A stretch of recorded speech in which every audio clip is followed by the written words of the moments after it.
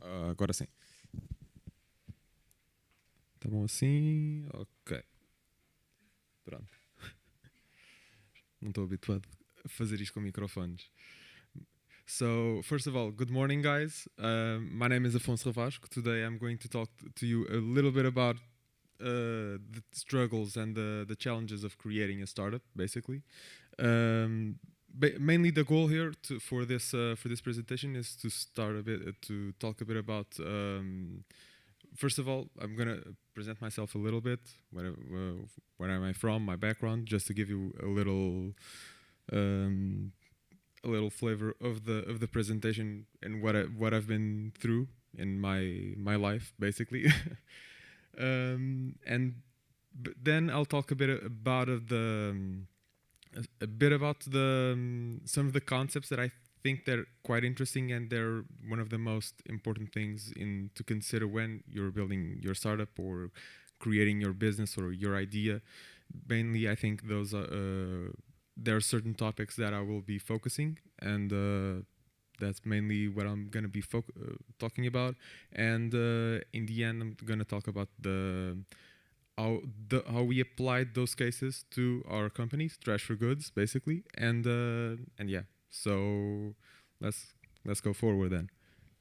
So about me, I'm Afonso. I'm actually 24 years old. I just finished my master thesis in November, basically. Time flies.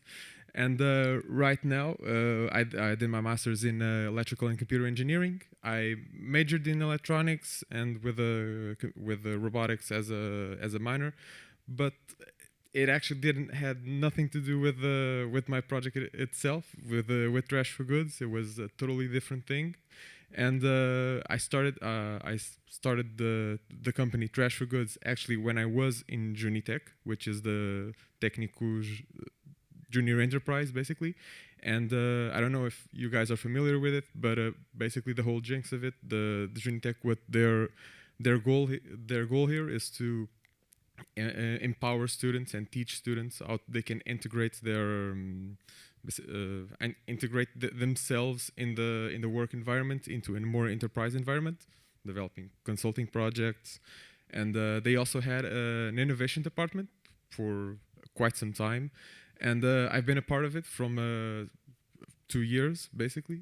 We started with an idea that was really I look it back now, and it was totally doomed to fail, basically. And and then the next year, basically, we killed the project. And the next year, Trash for Goods was born, and we started with a more refined innovation program, basically.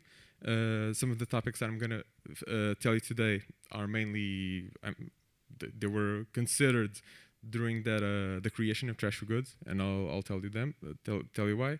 And yeah, basically right now I'm the current CEO of Trash for Goods, and basically what we're doing at the moment is we're just to clarify, we're a gamification platform that rewards people for recycling.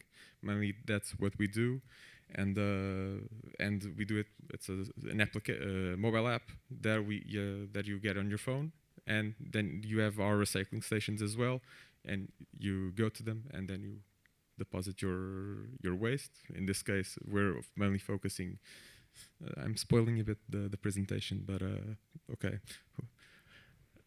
You give away right now your e-waste mainly, and then we take care of the rest. Basically, we give you the points, and then you'll later feel guilt-free what we do to your e-waste. Mainly, they're going to be reintegrated into the recycling cycle, and that's our main goal here.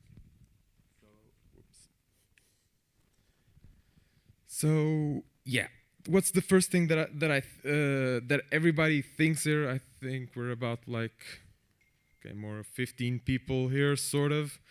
The first thing, for example, if there were like 100 people in this room, how many do you think? What do you think the success of a startup is? Any ideas?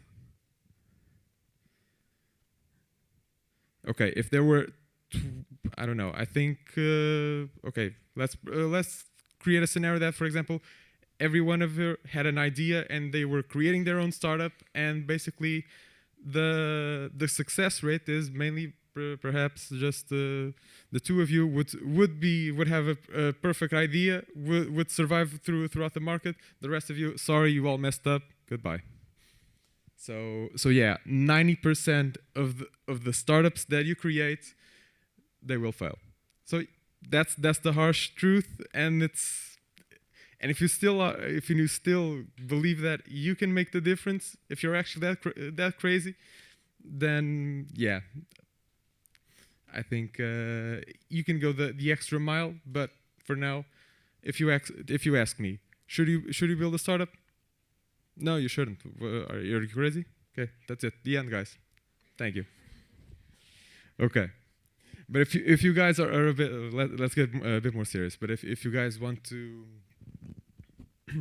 if you guys want to create your own startup, create your idea, the first thing that you really must endure is that it's going to be the biggest thing that you'll ever face, basically, because the odds to your success is really small. And so perseverance and the other word just slipped my mind, but mainly you have to have a lot of perseverance within yourself and a lot of tenacity to endure all the changes that this will go around. And yeah, since 90% of the companies fail, the odds are always stacked up against you. Just to give you a more specific idea, mainly 22% fail at the first year, 30 at the second, 50% and 50% around the fifth year. It's more like between fourth and the third and the eighth, more or less. It's sort of an average, and 70% will fail around their 10th year. But when you guys think now, what are the main reasons that cause these startups to fail? Mainly, there are three main reasons, but there are a lot more, obviously. But the first thing is running out of money. The first thing of all is running out of money, or running out of investment or capital, and you couldn't get invested on, basically. That's the main reason that will kill your company. And maybe it could be bad management, but it could also mean less sales. But basically, it means there's no money entering the company. So, yeah, congrats, you're dead. Nextly, there's wrong market. Basically, sometimes the product that you developed, or maybe the market became so saturated and so filled with competitors that you can't fit anymore. Or basically, the whole thing that you build was mainly directed at the wrong market, and you didn't plan it. You didn't plan your execution phase properly, and yeah, you ran out of market and you can't do anything, basically. Nextly, it's not talked a lot, actually, and I think it's not actually the top three, at least in 2017 when I saw the data. But then earlier today I was checking this out just to double check, and I noticed that it's actually right now the fifth. It's not having the right team, and not having the right team here, it means basically two things. It basically means that you can have, for example, it could be a problem already in your founding team. Basically, you didn't found your co-founders or the right co-founders to create your team, basically, and to develop your product. Or you could have failed, for example, at the recruitment stage, and you hired people that did basically a pretty shitty job. And basically, that's also one of the reasons that your company is going out. But the thing here is that from all the companies that you see here, they all have something. The companies not, but the reasons, they all lead to a certain point, because basically they built something that nobody was actually wanted. For example, if you run out of money, mainly it means that nobody's buying your product. And if nobody's buying your product, then yeah, you're pretty much good as gone. And this means that the solution that you developed didn't solve or doesn't solve the problem that you were promised to face. And this is one of the biggest things that you have to focus. First of all, and it's really underlooked, it's actually the problem phase. You must have a perfect problem phase, and you must, I think, definitely focus a lot of your time when you're developing the idea on the problem. Think what the problem will be, what are the pains, and what are the gains for the people that you will want to inspire then in your solution. So yeah, basically this is one of the 3 points that I compiled it down, and this is also my personal opinion in a little bit. There are 3 things that you have to be really you must really pay attention is to the ideas, or basically to the idea that you have. They must be already focusing on the problem and the solution part. The founding team, it's also a bit underlooked, but just to give you a heads up, if you have an idea and you want to go for it alone, it's even those 10% turn to like to 1% basically. So you're pretty much dooming yourself, because I'll explain later. And then it's something that it's really important as well, kids: lean execution. I think you guys had like a lean workshop or something like that I saw. So maybe I'll just refresh that basically, then teaching you guys something new. So first of all, I'm gonna start with the middle, because yeah.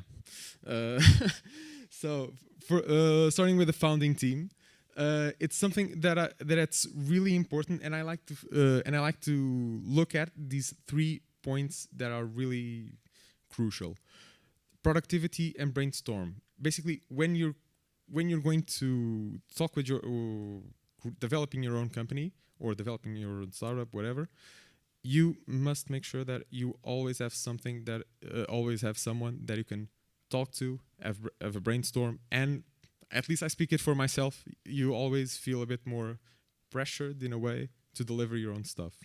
Basically, one of the most important things is to set up milestones or set up a goal. And when you're working with someone else, basically you have that extra pressure on you. Okay, not only it's good for you to have the sort of a more productive increase in productivity, but it's also important to, for example, if you have an idea and you can discuss it right away with that person, it's going to be great, because yeah, you guys can basically work the solution out, to work the properties of the problem that you guys are discussing, and it's really a benefit.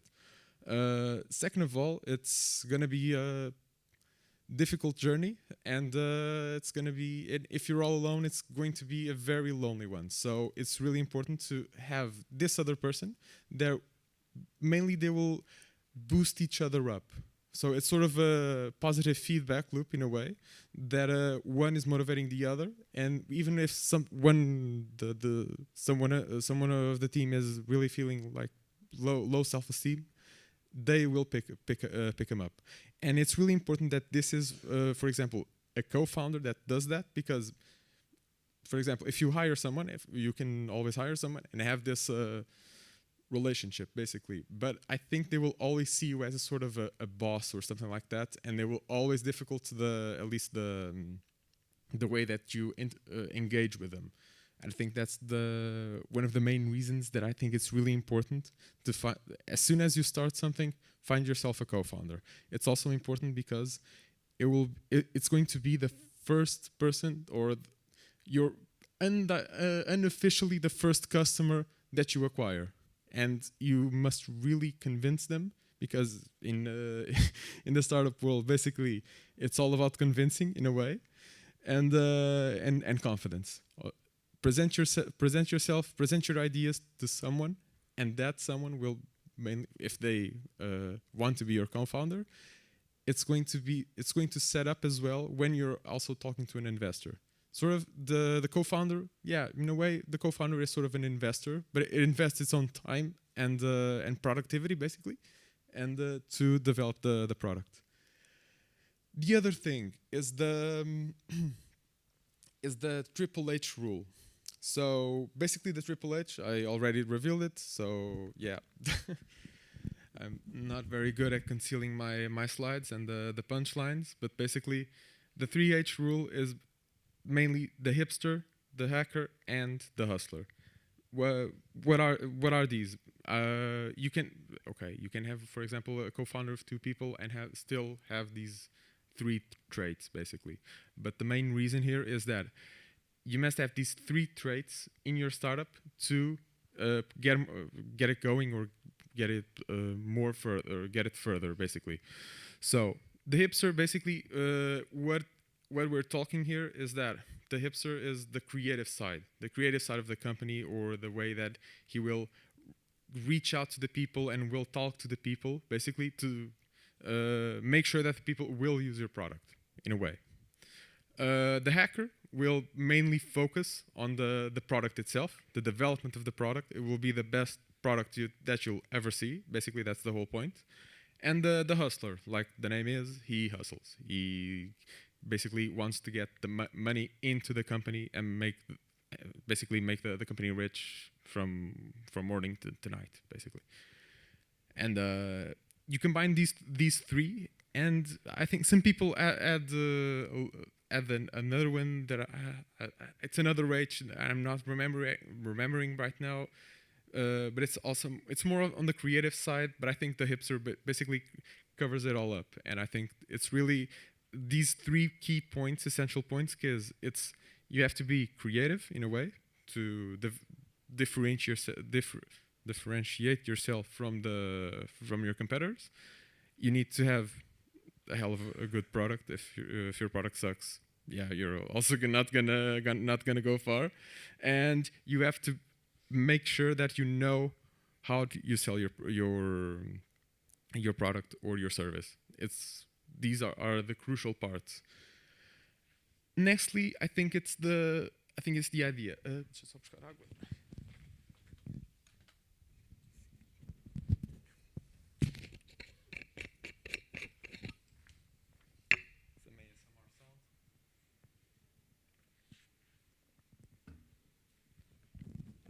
Okay, so I think in Portugal we have a big say that it's o segredo está na alma do negócio, or in English, the secret is the soul of the business. I disagree on that like completely, because I think the most things that, for example, when we think, oh, I have this great business idea and I wanna tell you all about it, or but I don't want to tell anyone because I'm afraid that people will steal it like immediately. I'm sorry to say, but that's the biggest lie that you can tell to yourself, and you're also hurting yourself in a way that you didn't know. Basically, the secret here is that execution is actually the soul to the startup or to your business that you want to create, because you can have, I don't know how many people just had like crazy ideas if we did this, yeah, it would be amazing. Yeah. 10 years passed, nothing happened, basically. Basically, ideas are totally worthless. But if you don't apply work to them, if you don't have sort of a product around it, or if you don't even start with your idea, it's going to be worthless. So mainly, what you're losing here is only feedback. If you talk to someone about your idea and you be open with it, the best thing that a person can give you is actually feedback about your idea. And if you talk, for example, to strangers and stuff like that, or even if you go to, I don't know, I talked to a few friends of mine, they had like this crazy business idea, but they didn't want to tell anyone. And the first thing that I said, then I had to sign an NDA. It's like a non-disclosure agreement, which basically, it's just unnecessary work. And if you want to present this, for example, to a partner or to another brand, for example, to get your product going, it doesn't make any sense if they're going to sign an NDA, or nobody wants to have that work. That's the main point here, and basically just go forward with it. Even if you think, oh no, a big company will steal it, they have a lot of stuff to do. If they went around focusing on stealing everyone's ideas, they would probably go out of business, because so many ideas that we think they are going to be great turn out to be the worst thing ever. And it's just sunk in money, and they prefer to, oh, okay, you have a good idea, okay, you work on that, then in 5 years or so, we'll talk again, and let's see if it profited or not. And that's mainly when you caught their attention. And yeah, now focusing on the other side of the idea, that it's what I've talked before. It's the problem and the solution. And what I told you about, that most of the time that you're developing your idea should be around the problem itself, and you should always be focusing on these these two. Okay, okay. Thought it would be bigger. But you have to focus on these 2 points, basically. So, first of all, it's what are your, I think it's 3, but I'll talk to the other one. It's customer pains, customer gains, and the other, it's your unique value proposition. What does this mean? Basically, the first thing that you need to focus is mainly on what are the customers or the enterprises, whatever your target is, if it's business to business or business to customer. You have to focus always on the pain of the customer itself, or the client, because you want to make their life better. The product is for them, and you want to create. Okay, basically, how can we create something, or think about what are the features that we are going to implement in our solution to alleviate these pains, or make their life even better. I don't know. For example, I always think I give the example of SlideBean, the other slides before. Basically, they are an automation, the solution, more clever solution to PowerPoint actually, and they generate automatic slideshows basically, and presentations, or pitch decks as they call. So the main thing here is that the main pain that they had was when I was trying to create this presentation. I went around for weeks basically creating or going to get okay, I need this image, but then I got another stuff to do, because I lost all my time basically on developing the image, and they focused mainly. That was one of the pains, that it was really annoying. And the gain there, it would be, we get our own time back, and we can use that time to do other productive things. And yeah, basically, still I didn't use their software for this presentation, but I'm actually right now using their free version, and it's really alleviates me. And that's one of the things that I like about that, and that they put thought into the procedure itself. And they're like on their series C, I think, or Series B, like in investment. That's like the 3rd round or 4th round of investment that they're receiving.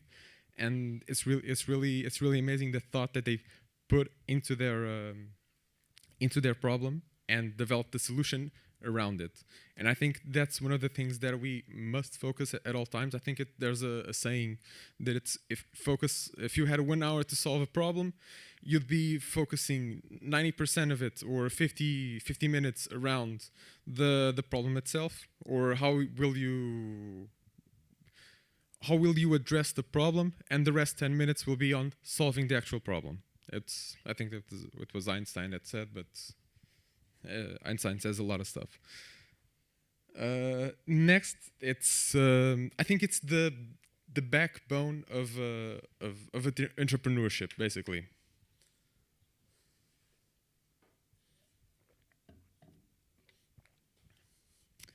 which is the lean execution or lean methodology.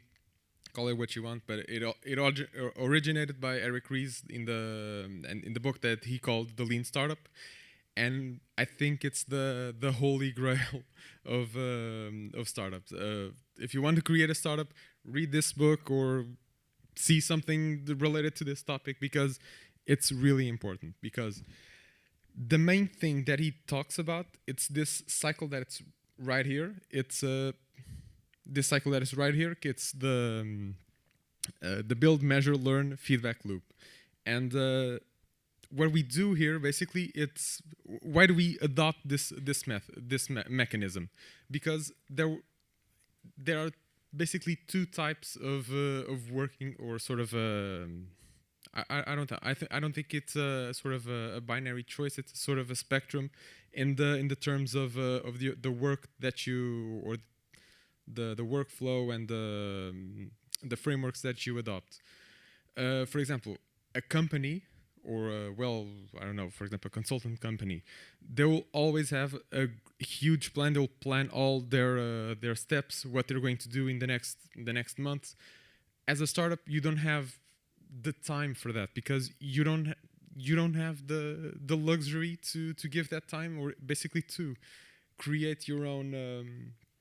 You have to create your own product, and you don't know what that product is going to be, and you have to put a lot of effort and to still discover what is going to happen. And if you can plan the future really accurately, then you're Maya, the card lady. And I think it's really clever the way that Eric Ries talks about it, because you don't need to plan everything, but you also don't have to be like the other side of the spectrum, that is go chaotic. Be like, arrive at the work, oh, let's do this, yeah, let's try it, and it could either go really well, and it could also backfire completely. So what I find really interesting here in this approach is if you want to learn something about your audience or about your product, first, okay, you make an assumption, and let's say, okay, let's build sort of let's make sort of an experiment to see if this will eventually work or not. Or by this I mean, you shouldn't, for example, invest a lot of your time developing a crazy product that you don't even know if it's going to work or not. Okay, what we can do for the least amount of money possible.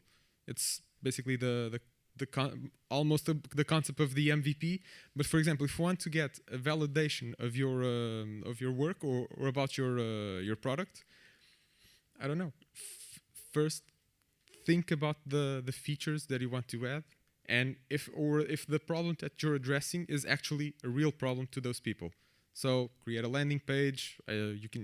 Nowadays you can use Wix and buy a domain for €5, and for €5 you can test out your product, basically. And it could be just a landing page that explains, okay, we're gonna do this, and that, and that's our mainly goal. And then you can see how many people will eventually, oh, okay, I find this interesting, and will eventually sign up.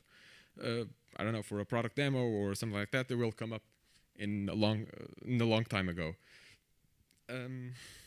But I actually find something really interesting is that there are a lot of clever ways to create these small MVPs that it doesn't necessarily have to be a product itself. For example, I think it was a few companies. I think it was Dropbox. Dropbox created a sort of a video MVP. The product didn't exist itself. The guy just filmed himself dragging stuff like to the dragging the stuff to the Dropbox folder, basically, and then opening it on the other side, and see that you could store a lot of your files remotely and not locally. Basically, that's the whole jinx of it of Dropbox. And the most interesting part is that he didn't even create the product. Basically, there was just a video of it, and from one day to the other, it grew. It had like, for example, sort of 1,000 views, and the next day it had already 70,000 views. So basically, right there, it means that you're onto something. So okay, now it's time to invest, and basically, you measure the outcome. Okay, first let's follow the cycle. You want to learn something. In this case, he wanted to learn if the idea was actually going to be profitable or not. So he built that sort of small MVP. Could be a video or another type of a small increment, or that allows you to learn, a small experiment. He measured it, and it actually got traction. And this means means two things. If it went well, it means that we must persevere and double down on this idea.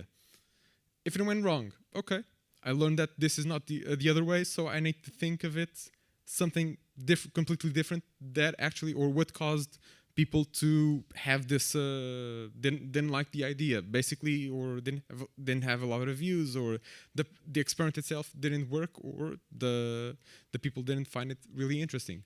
So these are and at that time you do the things that we call pivot. It's basically change the direction of your company in a way. And I think mainly this cycle goes on itself for I think for like years. Basically, Amazon says that it basically focuses on a lot of experiments. They experiment their own stuff. If they have an idea, let's try it out on this environment, and they try it on sort of a small scale, and then but Amazon right now, we can say it now at the moment, has the luxury to do that. But in the beginning, they started with real trial and errors, and to see how they could evolve their own step. And basically right now, they're not only they dominate retail, but they also are dominating the cloud space right now. It's really amazing. So yeah, I think these are the three cases that I think it's really important to talk about companies. And now I'm moving a bit to talk about Trash for Goods, and how we sort of applied these, and just so you know, get a little bit of the story that we had and how we addressed mainly these problems. So yeah, we started, just to give you a bit of an idea, we started in pre-pandemic, in January 2020, more or less. 2019, like December, November. The first thing that we started to do was, let's tackle the problem. The first thing or the main problem that we thought, we want to reduce the recycling percentages in Portugal are way too low. I don't understand. For example, Norway, Denmark, Germany these crazy high percentages, and why is Portugal really that low? And the first thing that we wanted to do, and we thought it would be really interesting to do, it was actually to go around asking companies in this area, why does this happen? And we at the moment we talked with a few companies in this sector. I'll address it later. And then from that point, we started creating our own solution. And that was something that we noticed, these people, at the time we got some ideas, and we worked really close with them. And at that time, we finally came to an idea, or basically sort of a paper designed idea, basically a blueprint, that what are we going to do? And that was one of the reasons that Trash for Goods is nowadays a bit still alive, or in the coming to integrating or penetrating the market right now. And it was mainly thanks to this solution that we always talked back and forth to the companies. But we also had a few pivots as well. We started, just so for you guys to know, we started in during the pandemic, basically, when it hit, during the September, October, and November of 2020, we created our own pilot tests, and this pilot test was sort of a bit of our MVP, and I'm not really proud of it, but I think that's what you should feel about the MVP, is that it could be so much more, but it's just the minimum stuff that you have that will count. I think we learned a lot of stuff when we entered the e-waste open innovation competition, and it opened our horizons to a lot of stuff that we didn't consider previously. And mainly talking with, for example, Startup Lisboa, it helped a lot to, okay, how can we actually engage our or at least enlarge and focusing on other types of waste and residues. It was something that we didn't at the moment focused on. So first things first, focusing on the problem itself. So the first thing that we saw was really that, okay, the Portuguese recycling is very low, and why, for example, if you look at the Portuguese mindset and you compare it, for example, with Germany, Scandinavian countries, you see that they are rewarded for recycling, and that's something that we didn't actually know. Okay, people actually don't do that. We used to had a sort of a vasilhame, or a sort of a tara, basically. Basically a sort of a price that you hold for. I think it's in Germany it's called the fun. It's sort of you pay 20 cents more, for example, for the bottle, and then when you deliver the bottle or give the bottle back, you'll receive those 20 cents. And we had that actually a few years ago. And when we talked with Sociedade Ponte Verde, Valor Sul, and Câmara de Lisboa and Câmara de Cascais as well, we talked to them, and they actually told us that companies started noticing that, okay, the plastic at the time was really cheap. We're talking right now in the 90s, more or less. And when these systems were implemented in Portugal, and reverse logistics and circular economy was something that nobody had ever heard of.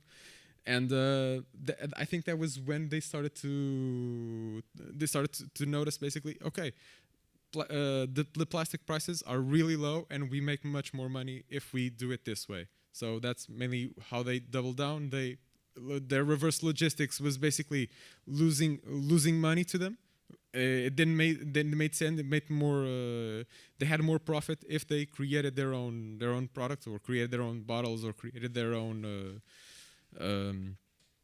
plastic bottles, etc. From raw plastic than recycled plastic, because the way that it was recovered, it didn't make sense.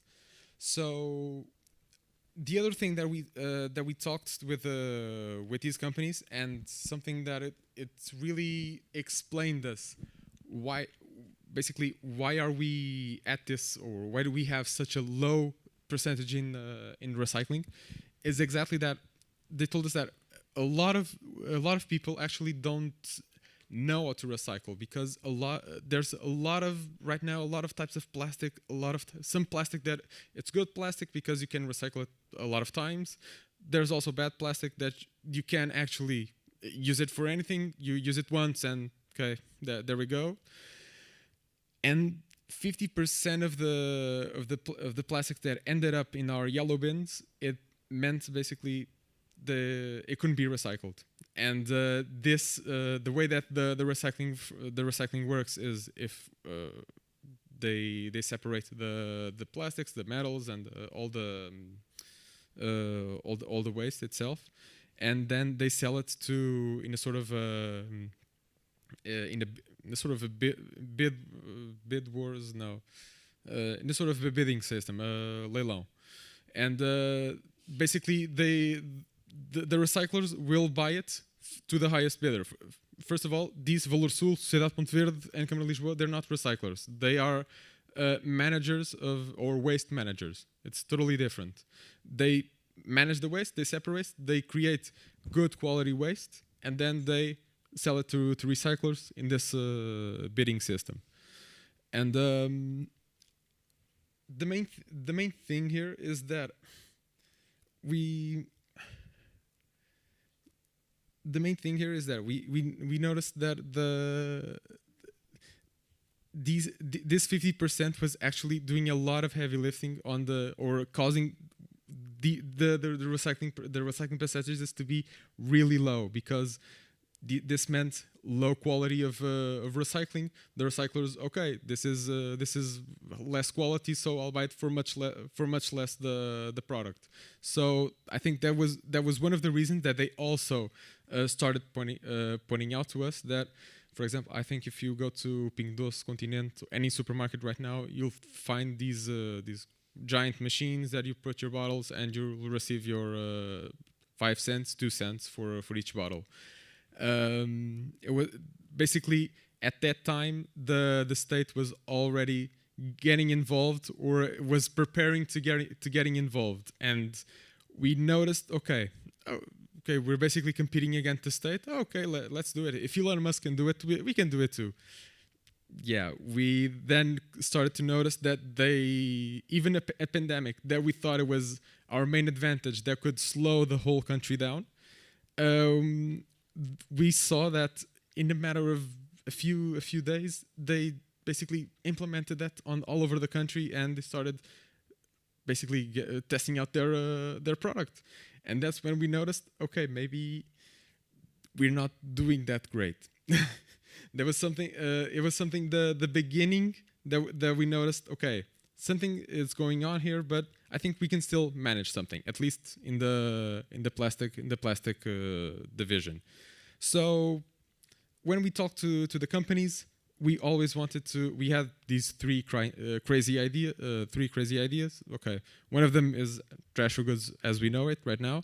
The others were just I don't even remember, but I think one of them was just, I don't know. It's just sort of a trash compactor inside under the floors of each ecoponto. We had like these crazy ideas, and the guys were even like, "What the hell did you guys think?"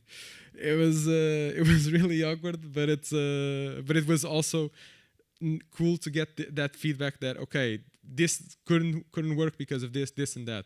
And out of the 3 solutions that we had at the time, trash for goods was the survivor, basically.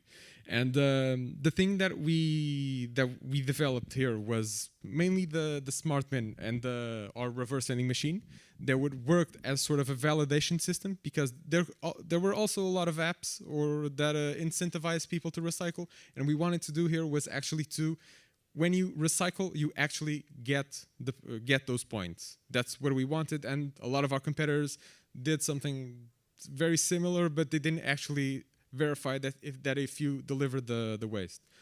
And the way that we saw it was to create, instead of, okay, it's impossible for us to give out 5 cents, 2 cents to people, but what we started to do was, okay, let's give people points and then trade this into sort of a point system. And mainly at the time and right now we're working on a sort of a different point system, because we don't have a lot of collection stations to, at least to, for example, trade the points for prizes. So we did short activations, and this was one example that it was a short activation that you had, for example, this gamification side that you had a top 10 or a top 15, whatever, and other products that, for example, completing weekly goals would allow you to get the chance to get an infinite book, or it was also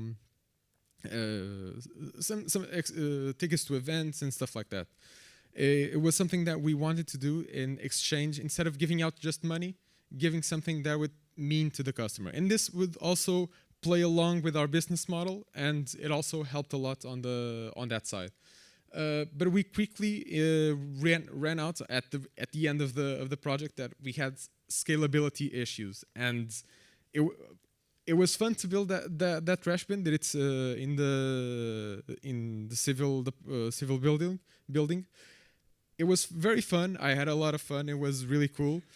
It was really a challenge, but I don't want to build it anymore. I don't want to build those types of trash bins, and it was really cool to get the idea how we could actually build it and use that lean mechanism to it, but we could have done something so less complicated in so much less time.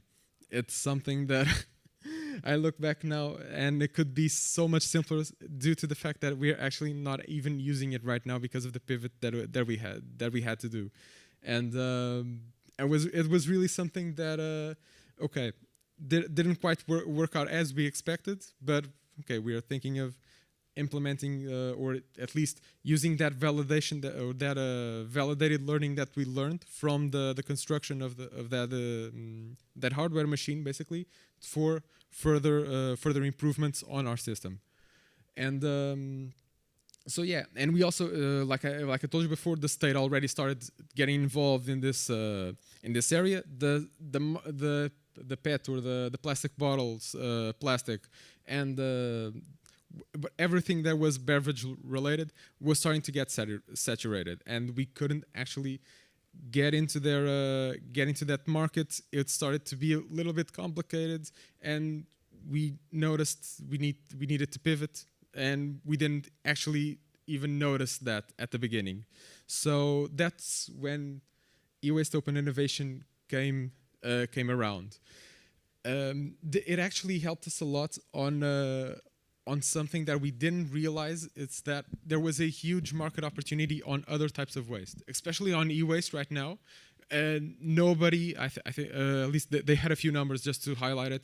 About like 2% of young people, university students, and I think it was like from 5th grade above, recycle e-waste. Only 2%. And it makes you think that we should be the generation that it was most prepared to be super recycled, super sustainable, and right now we are living dependently on e-waste, on mobile phones, cell phones, laptops. Everything right now has an electronic chip in it, and we don't know what to do with it. And basically, there was no sort of innovation in this side, and we noticed, okay, we can maybe look at trash for goods not as a sort of just focusing on regular or traditional recycling. We can actually look at it as a sort of a platform to any type of waste. And it was something that we noticed that we could actually create there. And basically, from this event, mainly it ended on February 2021, and from more or less February 2021 until September 2021, we developed our own product. Basically, we reshifted the whole idea. The pandemic, we wanted to create a sort of a pilot test, really short pilot test in our in Technic in Alameda, which is more closer to us, but we couldn't do it because in January 2021 is when the pandemic in Portugal started going crazy. It started to peak like nobody's ever saw. And it was really difficult for us, and we used that time. At least we couldn't get anything out there because everything was closed, and we had this close connection with universities, and we wanted to, okay, let's use universities to test our product. And it was mainly our idea to jump out was mainly on universities. And during the pandemic stages, everybody was at home. During the summer, everybody is not at the university, so we couldn't do anything until September, and then it's a few of us had their thesis, including myself. It was a bit difficult as well to integrate. Okay, we need to move things forward, but I also have my thesis that was really delayed at that time, so I paused for a month. Basically, I almost killed myself doing a lot of work for the thesis in 1 month, and we had to put the project on hold until right now. Basically, when we're attacking and reintegrating in the university world. And mainly the thing here that a lot of people think, and I understand that it's a total downgrade from a crazy trash bin that basically told, oh, did you put the right stuff? Yeah, yes or no. Did you put a plastic bottle or aluminum can? We had that idea, and right now we have a person on the other side that basically does that. Yeah. In terms in technological advancement, it's totally a downgrade, and I get that. But it's the fastest way that we could put something out in the market and test it out. And right now, we're actually doing a lot of these recyclings together with student unions and associations. And it's really important for us to have this connection, and their kindness was more than welcome, and we appreciate it because without them we couldn't actually test this out. And just so you guys know, we're doing a collection next week here on Tagus Park and Alameda. So that was my sponsored moment. And yeah, basically that was the main difference, or the main pivot that we created. And at that time, we noticed it was really a huge opportunity that we had. And yeah, right now we changed a little bit of our identity, not fully, but we started seeing ourselves as sort of a gamification platform for any type of residue, instead of just focusing on traditional waste that you have at home. We also had a sort of a bet, or a bet for the future, or sort of a prediction that we want to create. How are things going to be in the future? And I think all of us, when we stood there, we thought, okay, maybe in the future, what do we see that's going to happen is that a lot of people right now will have sort of at least what you see right now. You have biodegradable stuff, for example, for events, and not shading on any type of event. Basically what I'm saying is that you have biodegradable everywhere, and basically it's just a quick fix solution. And they say, okay, we're incentivizing circular economy and stuff like that, but if you're buying biodegradable stuff, we use it once and then we throw it away. Basically, it's just a quick fix solution. It's not a long-term solution. And basically what we saw, it could be the best opportunity here, or the best way for us to make a difference, is actually to value our waste and see it not only as, for example, as just another cell phone, or just another plastic water bottle, or whatever. See it as sort of really actual money. And if people start doing that, I think for SpaceX, it was something like that, when they said they were doubling down on getting back the rockets from their space explorations.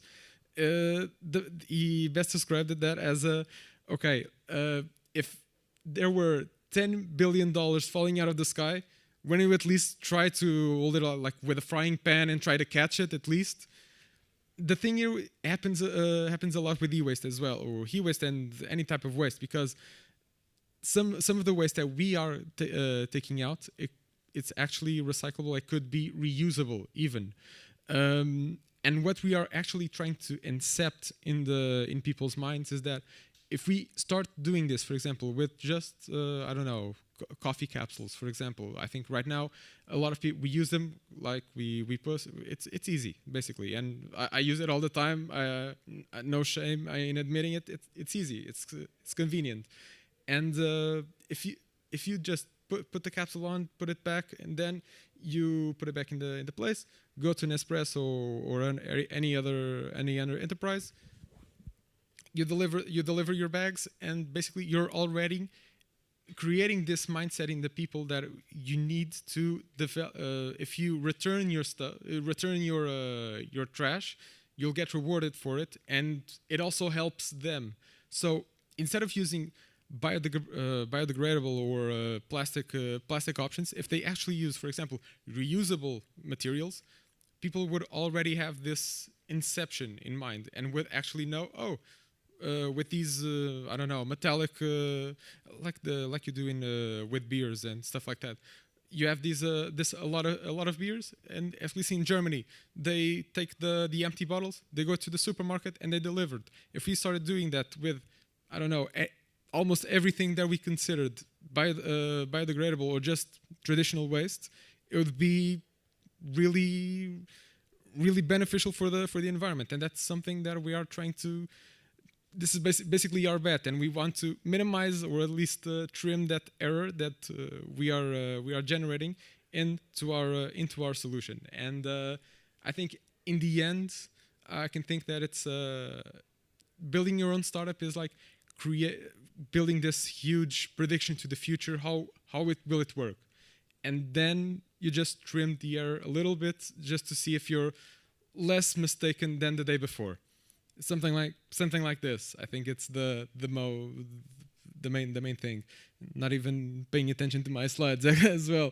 But in here we also thought we saw also another chance, especially right now with the war in Ukraine.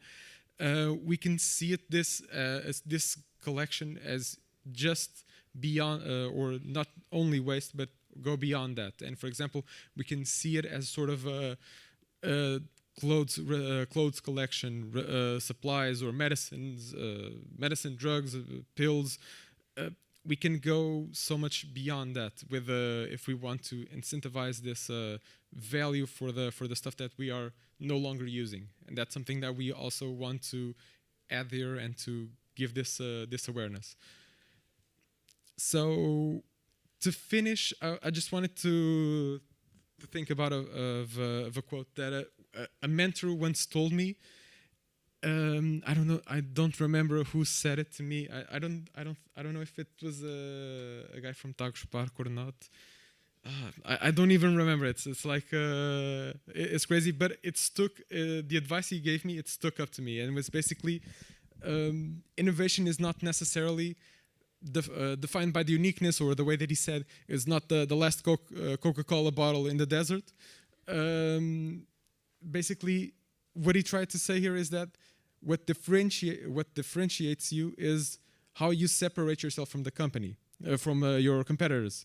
Basically, if you think of it, when I started to create this innovation, these crazy ideas, it had to be like, okay, we have to use AI, super complex machine learning, or even technology that it didn't even exist. It doesn't necessarily need to be that way. For example, you can have. I always give this example, but look at McDonald's and Burger King. They do exactly the same thing, but the only way they differentiate themselves is through either promotions or through their different type of burgers, or focusing on different types of products within their franchise. And that's something that we should really consider. And there will be a lot of copycats, and I see it in trash for goods as well.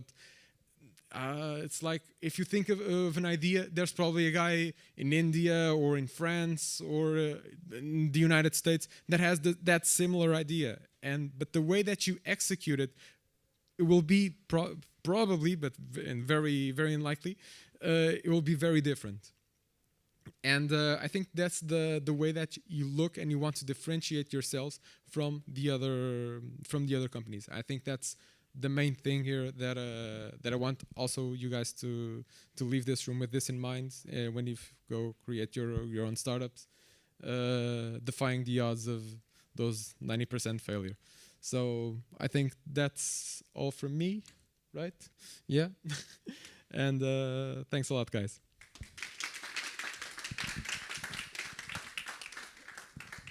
I don't know, are we gonna do like Q&A or? Oh, okay, tens o micro. I actually have a question about the monetization side of your startup. Mm-hmm. You make your idea, your money comes from the waste you produce, publicity from the app, both, or is there any other streams that you are considering? The main things that we are doing right now, we also have a sort of, I think the main way that we also differentiate ourselves is a bit in the business model, I think. I won't go in too much detail, I think, because that's also the bread and butter of my business. So this is one of the sides that I defend, that okay, if there's a lot of competitors and they're doing the same thing, there's always going to be a secret sauce that you have to defend. But in our case, I can tell you that, for example, we don't sell our waste. because we don't want to trigger any bad relations, for example, with Sociedade Ponte Verde or with ERP Portugal or European Recycling Platform, that basically they run that whole management of the waste itself. But for example, what we do is right now in the universities, we create these sort of sponsored collections. And these sponsored collections, it's mainly where we are going to get our prize. And some of the companies have an interest in us for them to advertise their own products. And some of them even have greener products that we didn't actually know about. And that's something that we want to use our platform for as well. So I think pretty much cleared your question.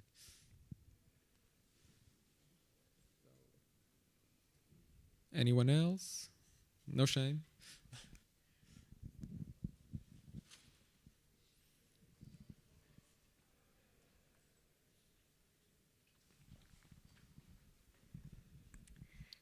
Okay, so I have a question regarding the points system.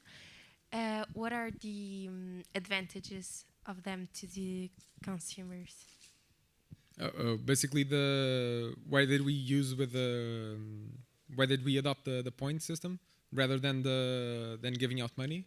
No. For example, I receive points, but what for can I use them? Oh, okay.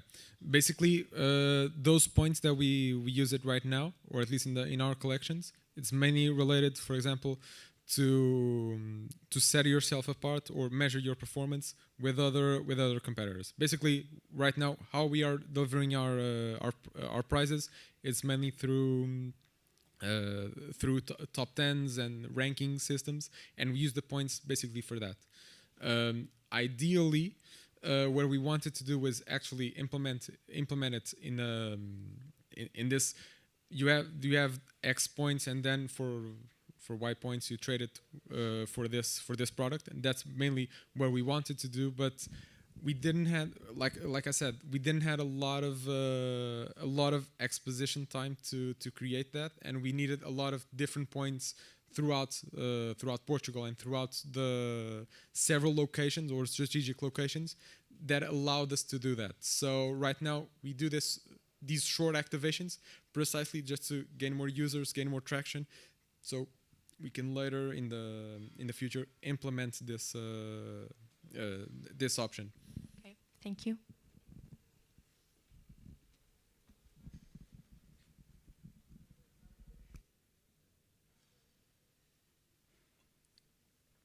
I actually also have a question about. You said that you are going to be in Tagus Park. When? Sorry, I didn't understand. You said that you are going to be in Tagus Park. Oh, okay. Next week. Yeah, right? Next week on Monday, if everything goes right. I think I never been to Tagus Park as well. I did the Perícia to finish my course, never coming to Tagus Park. I know, shame on me, I know. But if I'm not mistaken, it's going to be on the IS Pavilion, basically the department, and at least in Alameda it's going to be there, and I think in Tagus Park there's one as well, and it's going to be really close to the IE Pavilion, and that's where it's going to be, and we want it to be in the close to the as close to the students as possible.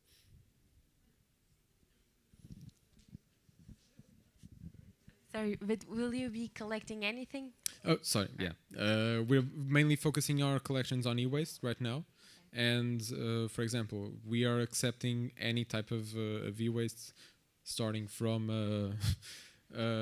like light bulbs to electrodomestics, like devices,